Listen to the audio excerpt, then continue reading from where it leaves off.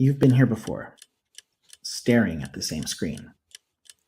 The time we spend before we start working. There are 1,440 hours in a school year.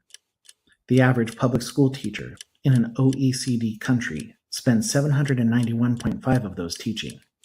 That's 54.9% of their workday. That leaves half of their time for planning, grading, feedback, collaboration, professional learning, parent communication, general administration, coverage, and differentiating and personalizing instruction. How much of that time is effective? How much of that work is done after hours? How much time do you have to think, to be your best? We can't give you more time, but we can better use the time we have. Take back creativity.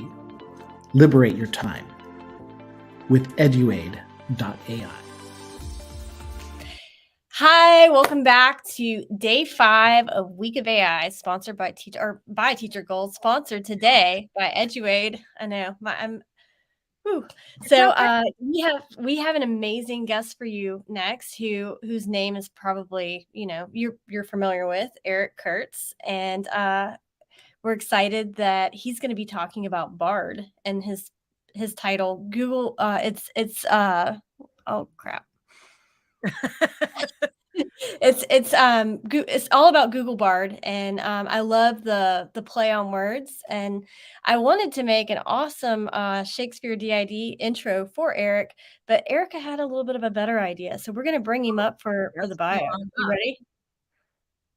Yeah, I'm ready. And this man, I am a huge fan. I think that's the first thing I told him when I met him. I'm like, huge fan, and he gets that a lot.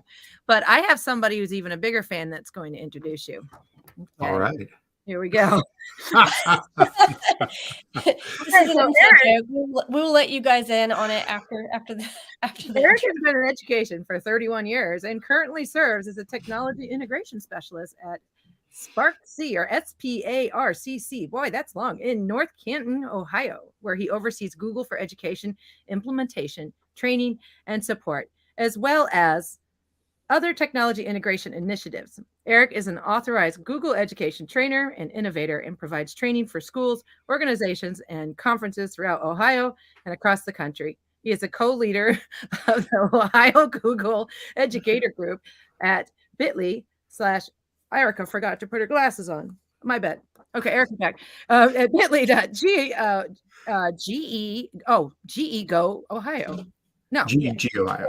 GEG Ohio. Okay, sorry. And if you've registered for the conference, that link is in your conference guide. So make sure you refer to it in Eric's bio section. So Eric, I'm not done yet.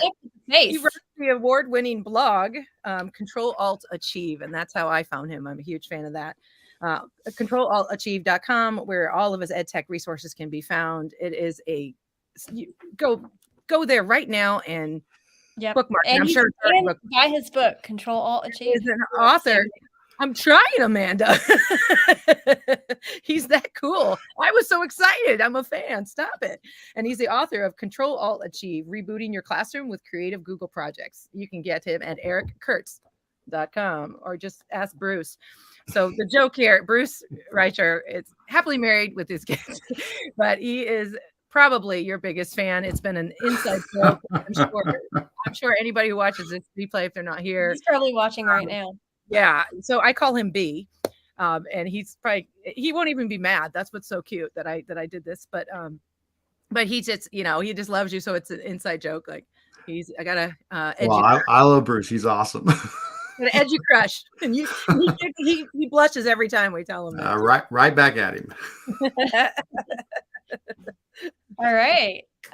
So are you ready? We're going to queue up your slides. And absolutely. Let's get at it. Part. And if you guys haven't seen Eric present, oh my gosh, he dresses up. He's got hipster Google. He's got Bob Ross, like the fro. Oh my gosh. Yeah. It's fun. But I'm just me tonight. You're just you tonight. We love you. We love you too. So awesome. All right. Well, again, thank you guys so much for having me. I really am excited to be with you here tonight talking about AI with a specific focus on Google and the Google AI tools such as Bard and the other Google AI tools that are coming out. So before we do anything else, just want to make sure everybody can get to the resources we're going to be looking at here tonight. You'll see a bit.ly link up there on the screen, bit.ly/Curts Google AI. That will take you to a Google document. And that document has all the resources we're going to look at, actually quite a lot more than would fit into the time we have together. But that document is going to have everything we're going to look at, all the links. And it's definitely a document that's going to continue to evolve over time. This is a very quickly changing topic. So I would encourage you to bookmark it, add it to your drive, take note of that link so that you can get back to it in the future as I continue to add more to it. What that document looks like, just to make sure everybody is in the right place, looks like this: Google AI for Education. So if that's the one you're winding up in, you are in the right place. Again, bit.ly/Curts Google AI. Excellent. Very good. While you're getting a moment to get settled in and pull that up, wonderful introduction. Thank you very much. I will very quickly run through a little bit of those items as well. And everything I'm going to share, all my contact info, all my introduction stuff, it's at the top of the document. So if you want to get to any of the links I'm going to mention here in a second about me and how I share things, that's all at the top of that document as well. So yes, hi, Eric Curts. I've been in education for 31 years, currently a tech integration specialist here in Northeast Ohio. I also run the website Control Alt Achieve, and I share out lots of stuff through social media and my YouTube channel. I do have a weekly newsletter you can sign up for. I've got an email discussion group you can join so that you can be part of the discussion. I typically do a live stream on Monday nights at 7 p.m. Eastern where I share EdTech links of the week. And of course, I've got my Control Alt Achieve book as well, filled with loads of creative uses of Google tools. Now, all of those things, again, can be found right at the top of that document, bit.ly/Curts Google AI. You can get to all of those different resources and connect with me in whatever way works best for you. Now, as we go through our session here tonight, please ask questions, share resources. You can do that a couple of ways, certainly through the commenting feature of however you're watching the stream. We can typically see those popping up here in our software as well. So I've got that over on another screen I keep an eye on. But for what it's worth, I always do also include a sharing document with every session I do. So right below my presenter information, you will see a link to a sharing document. If for any reason you're not able to connect with us otherwise, you can always click the sharing document there. I'm going to keep this open also on another screen here so that I can see if there's any questions, comments that pop up throughout the session as well. I just want to always make sure people have an option for that. So let's see what we're going to be talking about here tonight. Now, again, like I said, we're not going to cover everything in this document and everything in the slideshow, or we'd be here for several hours. But what I'm going to do is try to narrow in on a couple of real key things when it comes to AI and Google. And so what I'm going to start off by talking about is Google Bard, which is Google's chat tool similar to ChatGPT. We're going to take it for a spin and see what makes it different, how it works, and so forth. Then we're also going to talk about new AI tools that are coming soon from Google. Google announced a bunch of AI tools at Google I/O just about a week ago, and I'm going to show you a lot of new things that are coming out. I have access to a couple of them that I can show you, but several of them are still on their way.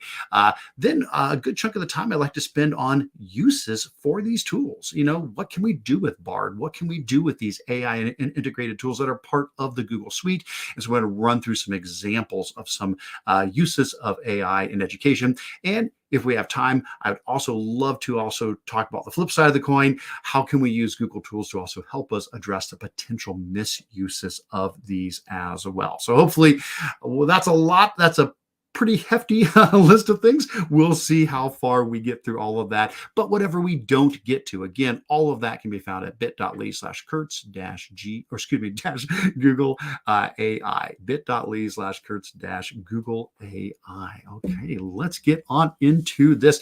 Oh, thanks everybody for saying hi in the chat. Seeing a lot of people saying hi. Great to see all of you folks here tonight. Thanks so much. All right, so let's go ahead and start off with Google Bard. We'll skip over the overview of AI. Certainly, I think by now we all have a pretty good feel about what AI is all about. And so we're going to skip through that. And I'm also going to skip over this section on past Google AI tools. Now, they're all in this document. If you want to look at them, they're all here. You can look through Google tools that have existed for a while, for Google tools, AI tools for speech and music and images and language, because Google has been doing AI for a long, long time. I mean, we've got Google Experiments, we've got Doc's voice typing and automatic captioning, read along, interview, warm up, assisted melody, tool after tool after tool that we have been using for years. Google Lens and Socratic and AutoDraw. These are all AI powered tools that we have been using for years, and they've been helping us in so many ways. You know, when you go to reply to a Gmail and you get those smart replies, or you're writing in Docs, or you're writing in Gmail and you're getting these suggestions for what to write. Well, that's AI. That's been AI that's been doing that all along. Google Translate, that's AI running in the background. Well, but the big thing now, of course, is generative AI, and Bard is Google's entry into that area. So let's start with that. Let's begin by talking about Google Bard. So Bard is Google's generative AI chatbot. So very similar to ChatGPT, for example. You can get there at bard.google.com. It is now open to everybody. At first, it was something you had to sign up for, then get on the waiting list, and then, you know, little by little, they let more people in. They've now opened this up wide. Now it's about 180 countries at the moment. There certainly are some places that do not have access to it yet, but it is open wide to 180 countries. And another change is it is now available for schools to use for 18 years and older. You will need to chat with your tech folks because they do need to flip a switch. They do need to turn something on. I did that the other day for the domain where I work, and we went in and I enabled Bard for all of our 18 and over, so all of our teachers and our staff and so forth. And so this is available also now in an education setting, but not yet for the students, as they are still slowly rolling this out and trying to be cautious about it. So let's go ahead and head on out to Google Bard. I'll go ahead and give a click on the link and pop on over to Bard, and let's just take it for a quick spin. So if you've used ChatGPT in the past, you know, if you use that, you know the general idea of what we're doing here. So I'm going to try to emphasize more what makes this different from ChatGPT and other AI generative tools that are out there. So when we head on over to Bard, just like you'd expect, we're going to get our prompt here at the bottom, and we're going to start with something really simple here. Let's say, you know, I'm a teacher and I'm teaching about metaphors, or I'm a student and I'm wanting to learn about metaphors. Need a little bit more information, so maybe I could say, explain what a metaphor is and give some examples. Well, as I do that, it's going to jump on out and do its generative AI thing. And suddenly we come back with, okay, a metaphor is a figure of speech that compares two things without using words like or as. And now we're getting some examples. Here are some examples of metaphors. Here's some tips for writing effectively with metaphors. Now, a couple things I want to point out here real quick. One thing that makes us a little different from some of the other tools out there is if you look in the top right-hand corner of this reply, it'll say view other drafts. If you give a click up there, you'll see that actually Bard generates multiple drafts for any prompt you put in there. And the idea is they're not just, you know, a slightly different version. They're trying to be a different take on it. And I think over time, maybe these drafts will continue to become more specialized. Maybe one's a little more creative, you know, and one's a little bit more straightforward. But I like being able to pop between these and see, okay, sometimes it words it a little differently. Sometimes it uses some different examples. And so you can pop between these three drafts to find one that you think is answering your question best. If you scroll down below to the bottom of your the response that came here, you'll also notice the thumbs up and thumbs down. Definitely a good thing to be able to do to give feedback to Bard and say, yeah, that's a good response.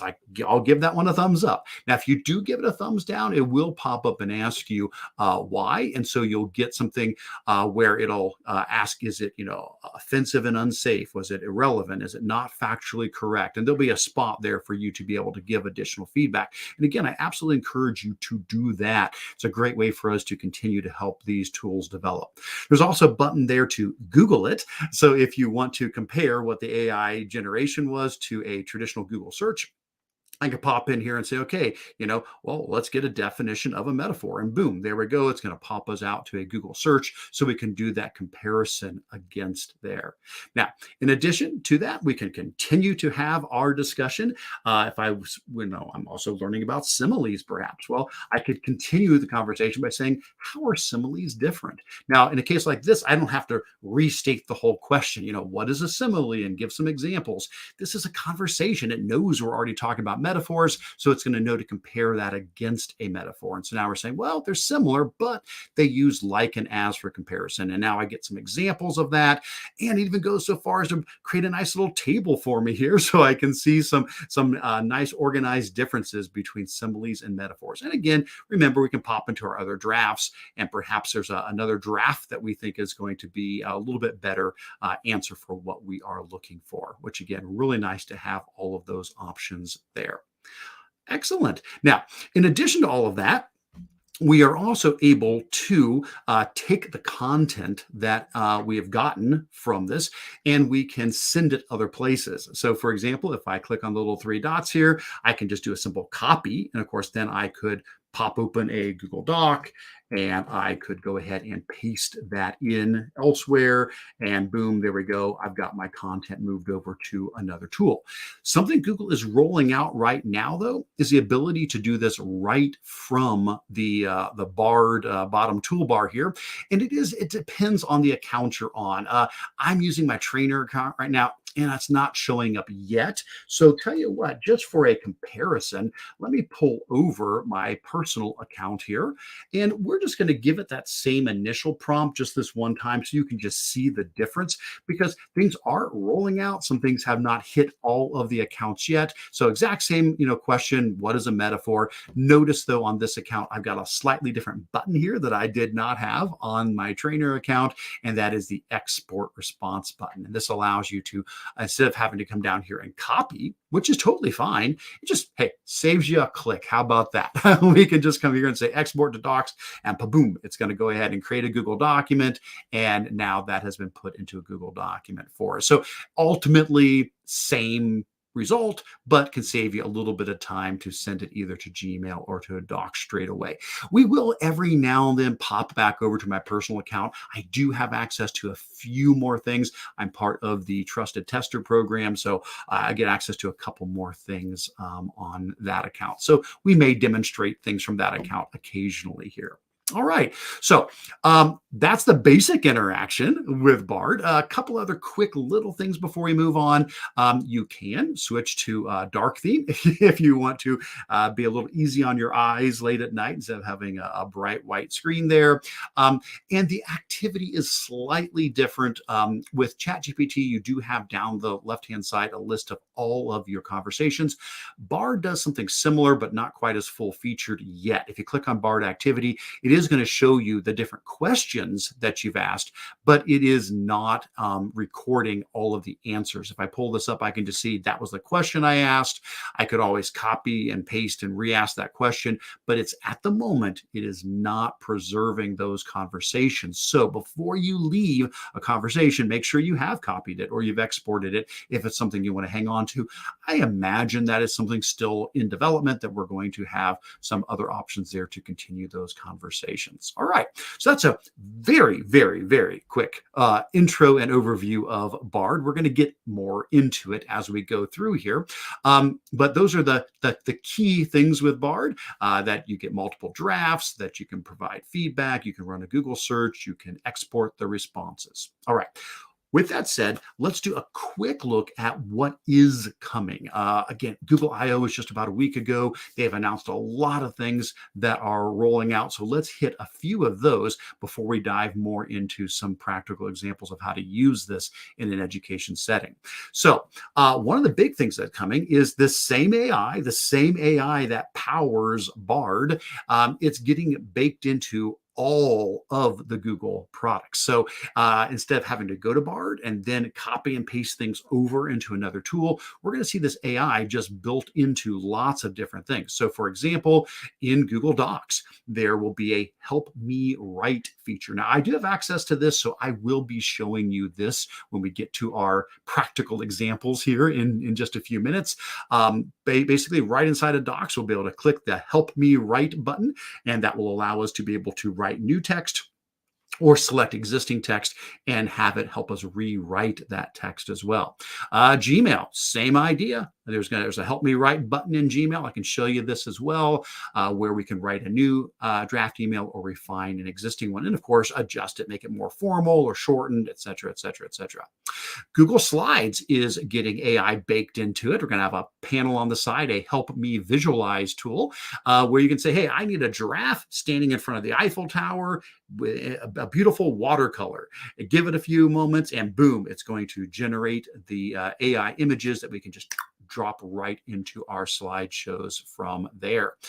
Google Sheets, same thing with a help me organize this panel where we can describe what it is we're trying to do, and ta-da, it'll create a nice, in this case, a table for us with times and presenters and descriptions so that we can work from that. Excellent. Now, there's other ones. Those are some of the quick ones there. There are a few others I don't think I had pictures for. But for example, in Google Meet, they mentioned the AI will be able to capture notes for an entire meeting. So you can just turn on the AI and just have your entire meeting. It'll listen to everything being said and generate notes for the entire meeting when that meeting has been completed. So awesome. Very good stuff there. All right. What other things are coming soon here as well? Well, another big thing is we're going to see all this AI right in Google search. So just going to a regular Google search page and running a search, you'll get the normal web results that you always got before, but now there'll be a panel between your search and the traditional web results with an AI response. And so you're going to have the best of both worlds, the Google search results and the Google AI conversation results as well, that have the ability to ask follow-up questions and dig deeper into that as well. Speaking of Bard, as we mentioned, Bard is getting a few updates very shortly here. Bard is going to include image support in two ways. One is in the responses. So when you ask Bard a question, instead of just getting the text responses we've been getting, Bard will be able to put images directly into the responses in your conversation as well. But it goes the other direction. You'll be able to upload images into Bard and say, okay, I want to generate a caption for this image. And it will use Google Lens to figure out what that picture is. And then it'll turn it over to Bard's AI to then be able to generate your AI response for you there.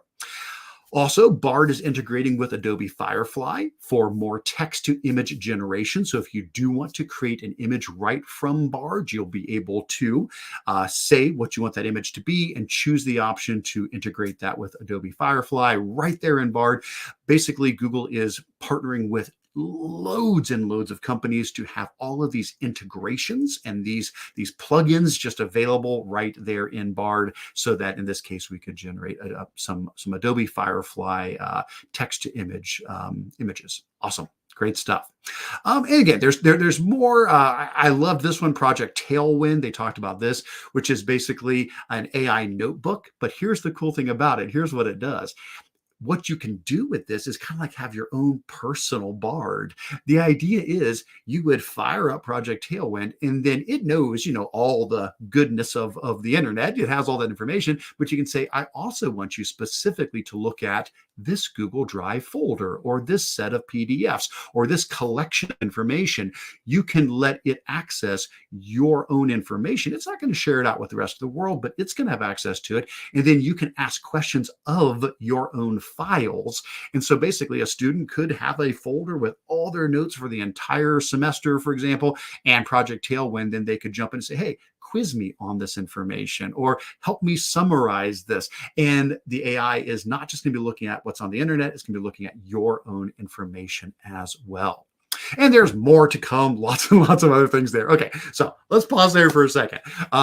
That is all I was going to share on, the basics of, what BARD is and what's coming soon. What I want to switch into now is just running through examples of this actually being used. So I want to do some live examples of using BARD, of using the Help Me Write This tool in Docs and Gmail and so forth, and time permitting, talk a little bit also about the Google tools to help us avoid potential misuses. So pause for just a quick second and see if there's any questions, comments that I can address right now. I'm taking a quick look through the chat, and if you guys see a question that I am missing that I should address, please feel free to holler out and let me know.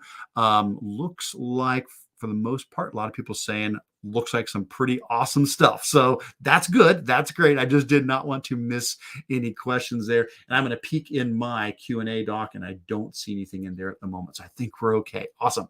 Well, let's keep on moving then. So let's talk about possible uses for AI in education. Now, these could absolutely apply to ChatGPT. These could apply to Microsoft's implementation of ChatGPT and their Bing chat.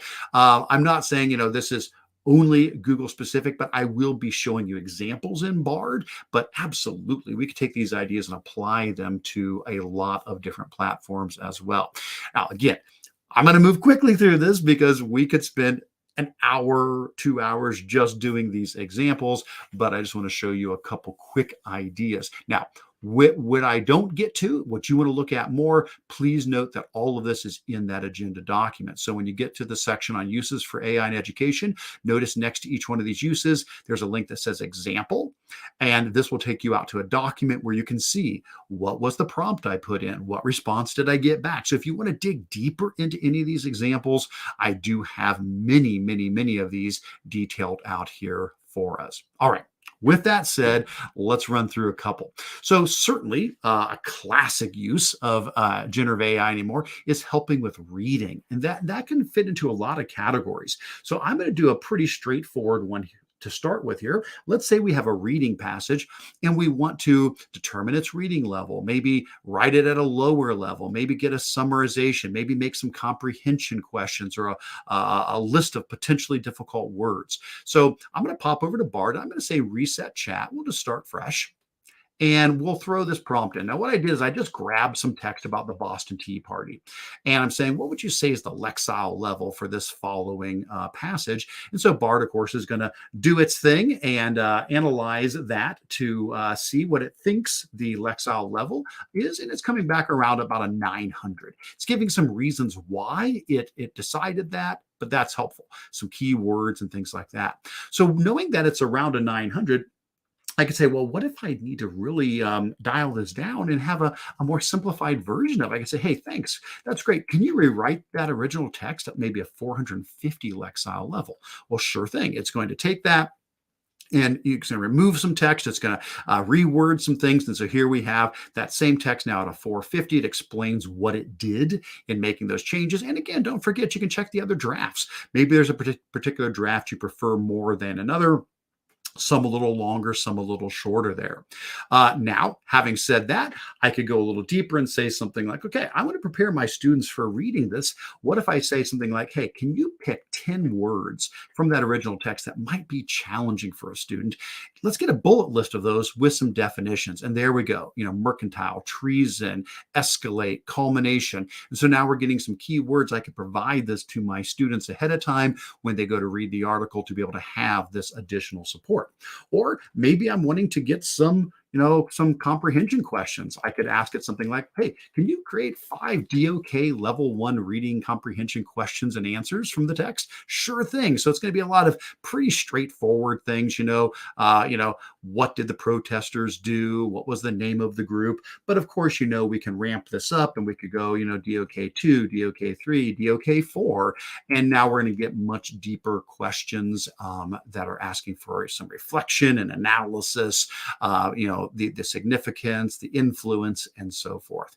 Now, pretty straightforward, but amazing to be able to have that at our ready and to be able to use that at any time. Now, certainly we could go into lots of other things with reading. We could have it rewriting text in different styles. We can have it creating a story with specific characters, items, and events. And again, I have generated examples for all of those. Let's switch over to writing. And again, we could spend a lot of time on all these, but I'm going to try to pick a few just to show you some differences. For writing, what I want to do for this one is I'm actually going to pop over and pull up, make sure I can find it here. There it is on my other tab, because I'm going to use my personal account for this one. Because remember, I said when it comes to Docs, we now can use AI inside of Docs. There's the Help Me Write This tool.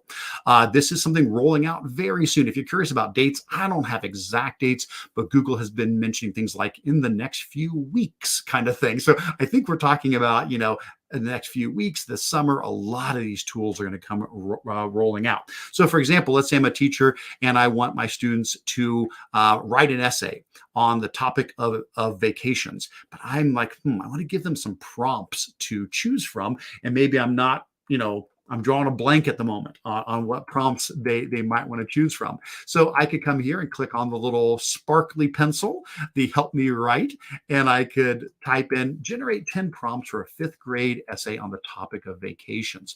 Go ahead and create that, give that a moment to do its thing, and there we go. So now I'm getting, now I could have gone to Bard. I could have jumped over to Bard and I could have, put that question in, copied and pasted it over. Absolutely. But it's nice. It's nice to have it right there in that. If I can thumbs up, thumbs down. I can refine this. I can formalize it, shorten it, elaborate it. But if I like it, I can just click insert and boom, there it is. It's going to drop it right in there. There's a couple of questions. So I'm so sorry to interrupt. I wanted to, you told me to pop in with questions. Jamie says, have you tried project-based learning prompts? And I have not specifically, none of the examples that I have in these documents that you can click on are specifically project-based learning, but I would say, please do so. And if you've got one, so let me do this, Jamie. If you've got one you want me to throw in as an example, put it in the chat and let's poke a stick at it. Let's take it for a spin and see what it spits out. So no, I don't have any specific examples on that. I did see another question you put up there. Once Bard is baked into doc sheets and slides, can we turn it on and off for students in the admin console? So short answer is I don't know yet what that's going to look like. Right now, the admin console feature that we have is it's a very all or nothing thing. Now it is by OU level. So when you go into the admin console, I turned on Bard for all of our employees, all of our teachers and staff, and I did not for the students. And when you turn it on, it even says, make sure nobody in this group is under the age of 18. You have to say, yes, this is correct. So right now it's an OU based thing. I don't know if it'll be more granular. I don't know if it's going to be like, okay, it's AI is on or off, or will it be Bard is on and off, and docs and slides and stuff. I'm not sure the granularity yet. We're going to have to wait and see. Will it eventually be for students? Absolutely. I'm sure. I can't imagine it not being, but Google is taking caution as they're rolling this out. So it's not available for students yet. Sorry to interrupt, Obi-Wan. I'm out. No, you do. I appreciate that. That was the perfect thing. Just to show you another quick example here. Let's say I wanted to create a rubric for a creative writing project. I could be right there in Docs and I could throw in something like, hey, can you make a rubric for an 8th grade creative writing project in a table format with 4 levels and 5 categories? Go ahead and tell it to create that. Boom, boom, boom. It's going to do its thing. And again, if I'm happy with the rubric that gets generated, I'll be able to insert that right into my document. There's the rubric that it made. I can click insert, and now that's in the document ready to rock and roll. All right. Good stuff. While I've got my account pulled up, I will do the Gmail demonstration really quick before I forget, because I've already got that one pulled up here. So here I am on my personal Gmail. If I'm writing a message, I've got the sparkly pencil at the bottom where I could pop in and say something like, hey, help me write an email to school parents with suggestions to encourage student reading at home. And it's going to pull up the Bard AI right inside of Gmail. It's going to generate that draft for me. I can click insert, and then of course I can modify that draft any way I want before I go ahead and send that out. All right. Now there's an awful lot more we could look at. And I've got loads of examples for these again. I'd love to demonstrate them. I know we're going to run out of time, so I'll just point you to all of the example links that are in my document.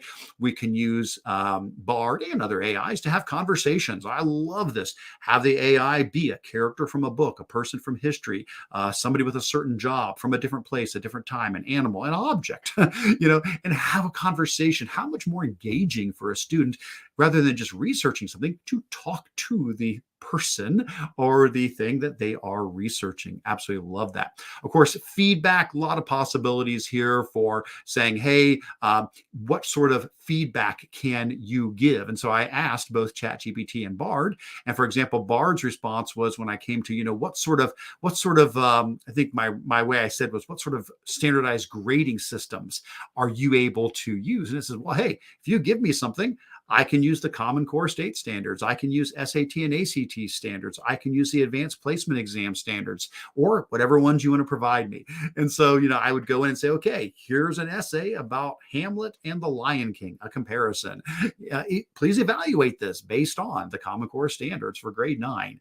And both ChatGPT and Bard gave the responses with things to improve, and ways that could be assessed and improved. Again, on and on and on, lots of great things. Coding, love this. I'm really, really getting into doing a lot of coding examples. Look for lots more to come from me with some blog posts and some videos on using AI to help you write code. Even if you are not a coder at all, no worries. It can generate HTML code. It can generate app script for docs and sheets that you can use right inside of Google Docs and Sheets. I've got a bunch of examples I've been working on that I have not shared yet in here, but I will be sharing them in the coming weeks. Having AI as a personal tutor, analyzing YouTube video transcripts. Love this one, being able to grab a transcript from a YouTube video and say, create a study guide for this video, create a summary for this video. And of course, just helping you with tasks, assessments and lesson plans and emails and so forth. So that's a lot of things that we can talk about as far as awesome, amazing, cool things we can do with this AI. But I always want to make sure that we temper this with, okay, well, there are possible misuses. And so I do have in the document a bunch of suggestions in there. And of course, we can't go through all those right now, but I would absolutely encourage you to take a look at these ideas of things that we need to be doing as educators to be addressing potential misuse of AI, from educating our students, setting clear expectations, having diverse tasks, having collaboration and peer work. But something I definitely do want to mention here, because we're talking about Google tools at the moment, is when it comes to trying to detect potential misuse, please do not forget about our old friend version history. The version history in all the Google tools records every change ever made to a document or a slideshow. And so it makes a lot of sense to say, listen, okay, guys, this is the world we live in. If you're writing this research paper, if you're writing this essay, this report, I need you to do it in Google Docs. I don't want you, don't type it up in, Word and then copy and paste it over. I need you to do your work in Docs, because for your good and my good, we all need to be able to check and see that you actually did write this. And so don't forget how easy that is to do. So here are two examples of some essays. And these are exactly the same essay, both of these here. Let me grab the other one. There we go. They're just a George Washington report. There's nothing fancy about either one of these. But the point is, if I go into this George Washington report here and I say file, version history, see version history, I see what I would expect to see. I see that way back when this started, it was a blank document, and little by little, minute by minute, the student wrote this out. And it took, hours and days, and they worked on it. And I can see all those changes. Contrast that with this one where I go file, version history, see version history. And it's like, oh, there was nothing. And then all of a sudden there was, the voice of God spoke upon the great void, and there was text, and it was bad, actually, because it was just copied from somewhere, and so that's the thing. It's important to be able to take advantage of tools like that, or the draft back extension, which will actually play back those changes, so you can see them, and it creates a graph where you can see every change that the student has made. That's really important, that we take advantage of those sort of tools. Now, yes, there are tools that can be like AI detectors, but those really we have to use with extreme caution, because they are not 100% accurate. They might be useful to start a conversation with a student, but not to condemn a student on cheating, to take their results as 100% accurate, because they are not. Now, I will say something I'm excited that Google is definitely doing. Speaking of like images, they mentioned in their Google their Google I/O conference, that any image that they generate, anything that comes from their AI, they are baking into the images a digital watermark. They're baking metadata into it so that it will reveal that this was an AI generated image. And they're wanting everybody to follow suit. They're like, we need to do this. This is something that we need to, make sure all of the AI generated images are following that sort of a format. All right. Well, that's a lot of stuff. I know we're getting really close to the end of our time, and I want to make sure that I can take questions.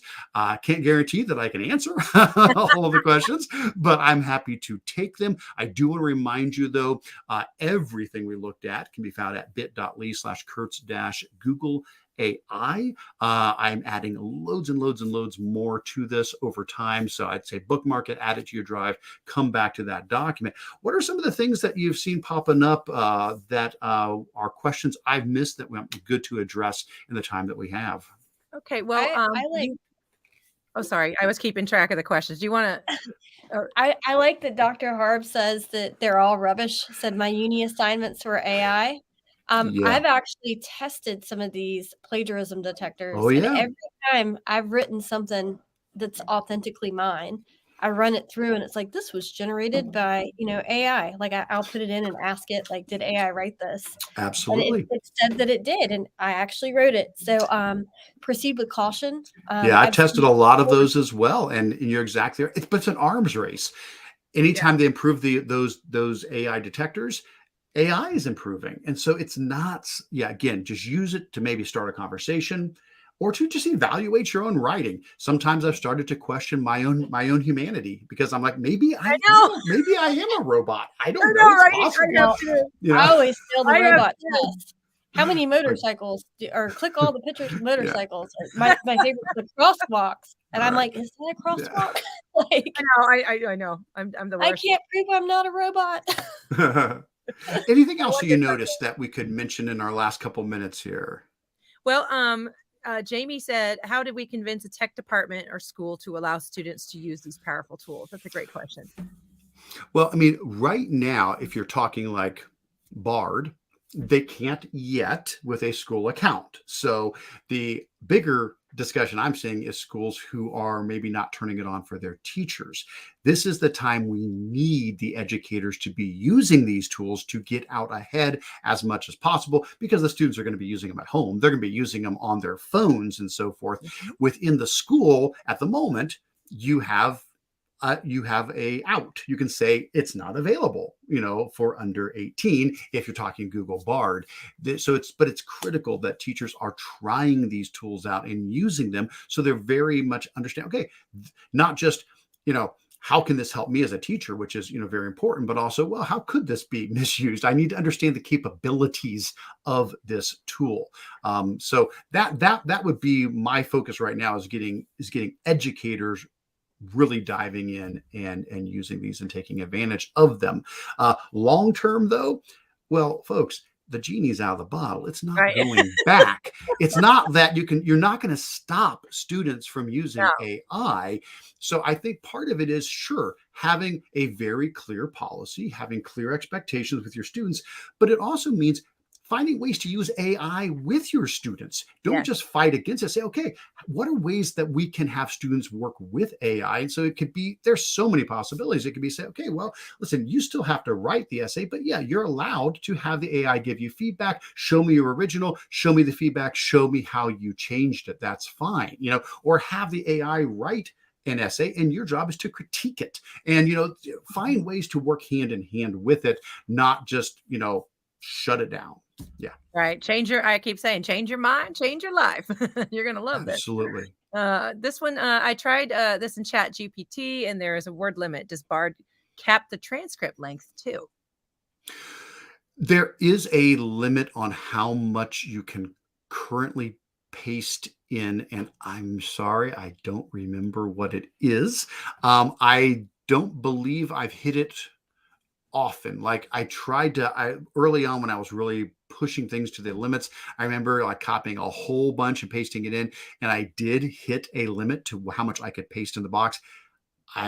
I forget at the moment what that was, so I apologize. I'm not sure, but that would be a definitely one to check and see. My guess is though that is going to continue to grow. Like with Chat GPT, I do pay for the premium version of Chat GPT, and I mean it's like what 20,000 words you can paste in or something incredibly giant. So we're seeing these limits increase as time goes on.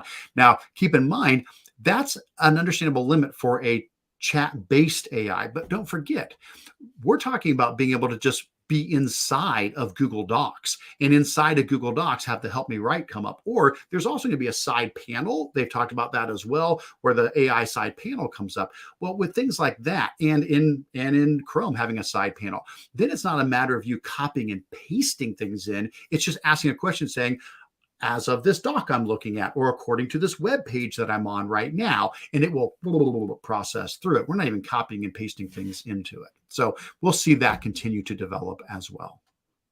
Yeah, we keep saying it's the wild, wild west, right? Yeah. Hold on tight, people. It's not going Yeah, anywhere. it truly is. Well, like anything, just to change the negative mind to a positive one on it. And I think it's great that this week has showed a lot of ways that teachers, it won't take much to get them to buy in. Just give them something to make their life easier, and they're in. I know I was. Absolutely. And whether or not you're using it with students, I think teachers definitely need to start using it, familiarizing themselves with it, and learn how to use and work with it. So when the time comes, we can teach students those strategies. Absolutely. That was awesome. I can't wait to dive into your website. I won't sleep that night either. Yeah, no, I'm a total fan of Bard now. I haven't played around much with Bard. I've been all Chat GPT. Well, it's come a long way. If you had any initial experience with it, so when Bard was first rolled out, it was using the Lambda language model in the background. That then got upgraded to Palm, and now that's been upgraded to Palm 2, and next it's going up to Gemini. Palm 2, if I were to compare it, it is more advanced than ChatGPT 3.5. But in some ways on par, and some ways below, and some ways above ChatGPT 4. It's right in that range there, but it's definitely gone from Lambda to Palm 2 is exponential steps forward. And then Gemini is the next one, which is another exponential jump forward, and that'll be coming soon as well. Sounds like a Greek, sorority or. There you go. I'm like, I was a Delta Zeta. Is that coming? I just actually used it to help me with tomorrow, because I was looking for one more piece, and it was awesome. It was very clear and very, I loved it. I'm like, oh my goodness, I'm so excited. And of course it's free, which is great. Yeah. I do pay for ChatGPT, the 4.0 version, but if I had to use just 3.5 on ChatGPT, I would absolutely be preferring to use Bard, which is completely free. But like I said, it's actually, depending upon the task, it and ChatGPT 4 are definitely right around the same area there. Wow. Awesome. Well, thank you, Eric. This has been a very informative session. And Elena says free is the best part. Absolutely. Educators love free things. And speaking of free, our sponsor today, I want to thank Eduaid.ai. If you did not catch the sponsored episode at 5:30, make sure you catch the replay and see it in action. It is an amazing tool for educators also to reduce workload, generate engaging, differentiated, and personalized materials for your students. Yeah, we could always play that other video to show them it in action, because there's a lot to do in Eduate. Yeah, let's do it. You want to cue it up? Sure. I just want to thank everybody. We have a couple more people in the chat box. Thanks so much, Eric. Great presentation. FYI, you're my Twitter twin, according to an app I played with. That's Trisha Fugelstad. Fugelfun. You know, Trisha. She's my partner. She was my co-host for my summit. And Eric is the Best by John Wick, the John Wick. Hey, John. John Wick. And Elena, of course, our wonderful behind the scenes teacher goals folks. Thank you so much. And Carmen, thank you so much. Yes, Eric, it's been such an honor to have you here. And I'm assuming you'll be at ISTE. I mean, when Absolutely. Looking Yeah. Yep. It's gonna be a busy one, but I'm looking forward to learning with everybody there. Well, I'm sure I will run into you on the floor and at many of the sponsored social events. So make sure you keep your eyes peeled for Eric. And if you see him, do the Wriggle secret photo snap. Get a picture of him and tweet it out and say, "I've spotted Eric in the wild." I forgot about that. I've spotted Eric in the wild. Yeah. And if anybody does want to check out my ISTE stuff, bit.ly/Curts-ISTE23. That'll get you to my page. This is still growing. I'm going to need to squeeze in a few more things. But at the moment, those are some of my Holy key shit. things. Yeah. I do have several more to add to it. So I will get a few more things squeezed in there as well. And if you have not seen his hipster Google, you have to go to that session. And absolutely. then the joy of Google Drawings. Like you just your presentations we have a are good so much time. fun. Yeah. Boy, I know. I hope you're going to be. He's used to this though. He's a pro. That's quite a schedule. It is. It's quite a schedule. No. Yes. Actually, Amanda, yours and I are filling up. I think mine. Oh my gosh, I haven't even sat down and like laid out everything yet. Yeah, we've got to do that. We'll deal with that. But thanks again. If you didn't get the website, there it is right there. The Google AI, the Curts-Google AI. Oh my gosh, that's going to be bookmarked right away with everything else. But thank you so much, everybody. Have a lovely evening. Or actually, we're going on to another session. Yeah, so stay where you are. Like I said, grab a drink, grab a Coke, or grab a sandwich. We'll have a small intermission. But before we leave, we're gonna show another version of an Eduade video. Yeah, my brain's not working today. That's okay. All right. Thank you, Eric. Bye.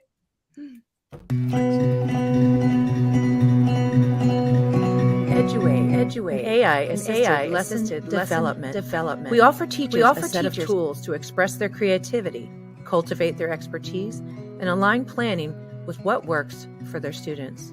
We provide infrastructure for a new way of sourcing educational resources.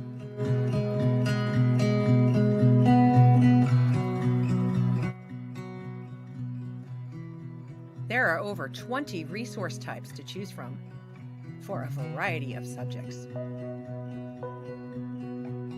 It acts as a teaching assistant to improve your productivity on time-consuming tasks. And it also is personalized to meet the needs of diverse learners.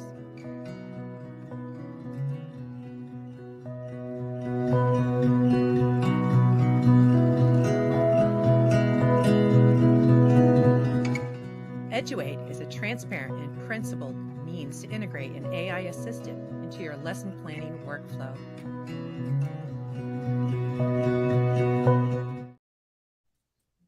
That was awesome. And that was made by the wonderful Erica Sandstrom. So, if you have a company business and you need a commercial for your company, she's your go-to gal. Or wait, there we go. I know. I keep going the right way. Thank you very much, Amanda. Yeah. You always lifting me up. That's what And Amanda has been the one to put this whole thing together. This was her dream. And I'm just honored to be able to be here to support her and be in this seat. next to you. I need to Little- break out my Yoda face again so I can say Yoda Yep. best co-host. Yoda back.